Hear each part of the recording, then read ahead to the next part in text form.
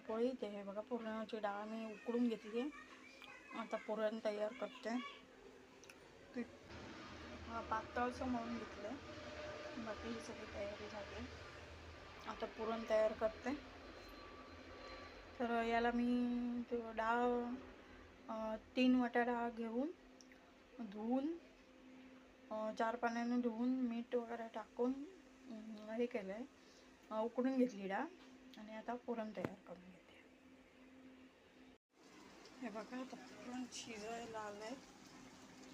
गूळ काळा असल्यामुळे जरा वाटते. हे बघा, आता मी पुरण वाटून घेतलं हे असं. पीठ आणि पुरण, अशी पुरणपोळी आम्ही आता बनवलेली आहे.